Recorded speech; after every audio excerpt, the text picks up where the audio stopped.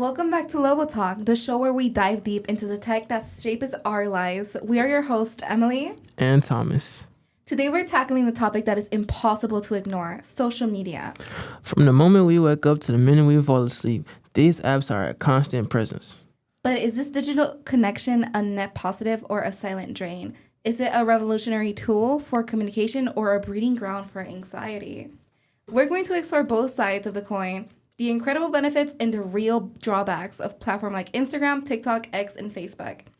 And stick around because we'll finish with some practical advice on how to use social media more mindfully. Let's dive into the social divide.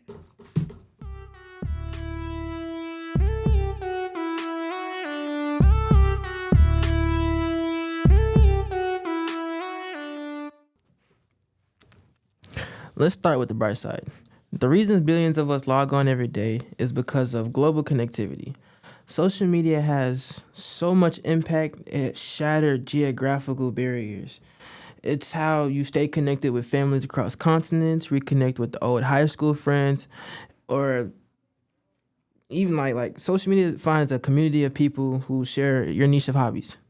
For those who are like shy or have physical limitations, it can be very vital lifeline for socialization. Beyond personal connections, social media is a powerhouse for information opportunities. Like business careers and stuff, you'll go on there, they have lots of jobs. Like most jobs will post advertisements for hiring and stuff like that. In short, social media offers unparalleled access to people, information, and growth opportunities. Now let's turn the shadow side of the screen. The primary and most widely discussed drawback is the impact on mental health.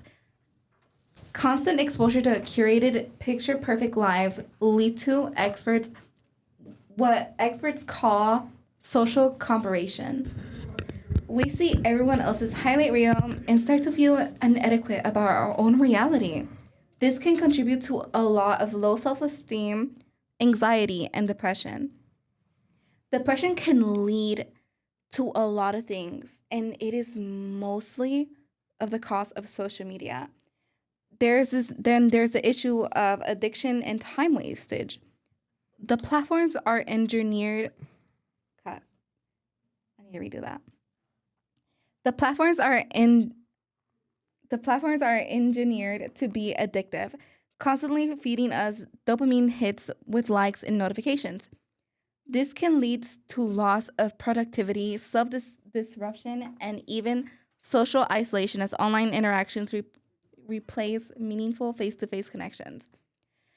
We have to be physically present but mentally absent, glued to our phones.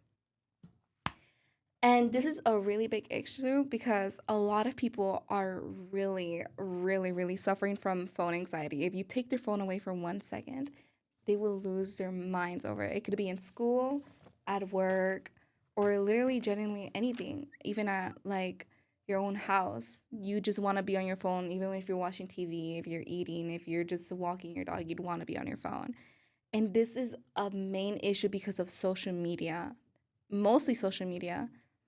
But it also could lead to low self-esteem issues because of what I said earlier, of how people only post the bright side of their lives on the social media and never what is truly happening. You never know what someone's going through behind the screen, and people always portray themselves as a perfect, like, living person, and that could damage people who don't have that. People who don't have that can envy you and could feel this, like, empty part of them wishing that, that were them. And it's really sad. And anxiety also buries in within because you start thinking like, oh, maybe I could have done this better. Oh, maybe I could be living better. But yeah, the bad sides of social media, there are plenty. But as much as it can be good, as much as it can be bad as well. So, how do we navigate this complex landscape?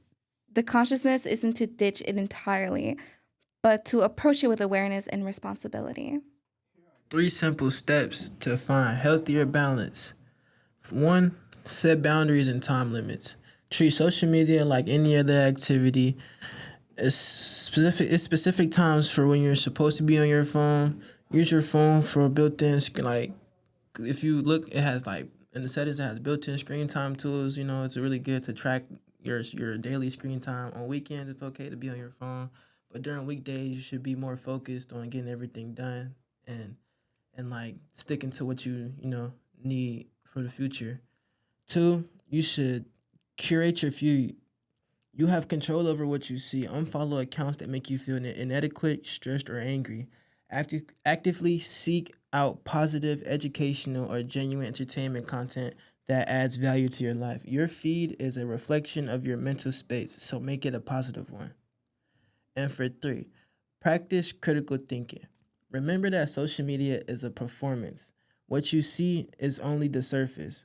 A carefully chosen snapshot when you see something sensational, take a moment to question certain authenticity. Before you share it, be be a consumer who thinks, not just reacts. Social media is powerful force that reflects the best and worst of humanity. It's up to each of us uh, to harness the pros responsibility while protecting ourselves from the cons. And like when you go on social media and you see all the cool trendy stuff, it's okay to be cool and trendy, but sometimes being yourself and stepping back, because not all the time cool and trendy is safe or like good. Most people do a lot of bad things. Like I know trends back in 23 and 24, they were stealing stuff and just like overall destroying a lot of things that they was put out there publicly for them. If you have a gift, don't ruin it just because you see a trend or you see someone doing it on social media. You should take pride in every little thing that you can get your hands on. When it comes to social media and stuff, I feel like the like when it comes to the pros and cons of social media, I feel like having social media is like it's good to this extent, because having social media, it allows you to have more connections. Like you know how since you can see other like into other continents, other states, other cities that you haven't explored yet, you can do so much research and look at so much stuff. It's like you're actually there. So when you do go, it's like you almost have like a real life touch of what you're doing out there.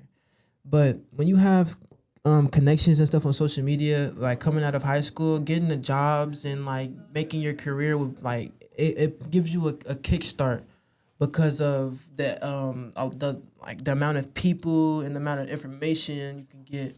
I feel like when you go out and like you look on it there and you do the right research and you connect with the right people, they'll come to you and share all their goods, because there's people out there that like what they do and want other people to be good at what they do, so they go out and share. Um, and I feel like that's a real good pro of social media. But the only bad side about it is not everybody is like that. Some people like to destroy, and some people like to just ruin things overall. They think it's amusing to them, not realizing how much of everything goes in a circle around the world. And like when you put something out there, it actually stays and sticks out there, no matter what it is, from a word or to a post. So that's why you just got to be a little careful. One of the biggest cons of awareness for a bunch of people love to spread misinformation in social media, and it could be very bad. It could lead to a lot of bad things happening to people, even bad marketing. Bad marketing is also a huge, like, terrible thing, leading to scams, to a lot of money wasted. Like, people can leak addresses, can leak bank accounts, and that is a very terrible con for a bunch of people, especially on TikTok Marketplace, Amazon, Timu, all of that stuff is very bad for the environment, and it could lead to a lot of angriness and stuff, and sketchy sites as well. You can find any sketchy site, and I feel like us as people can monitor the internet more better, but that is if we try. A lot of fake ads, and as more as AI keeps popping up and becoming a more natural thing in the world, people use AI a lot to fake advertise, make fake stuff, and make it look really real, and people would waste money on it.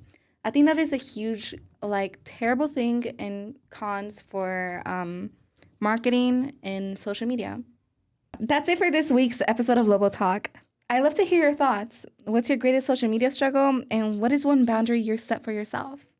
You can find our show on YouTube at LEHS Media. Thank you for tuning in. Until next time, stay connected, stay informed, and most importantly, stay present. Go Lobos!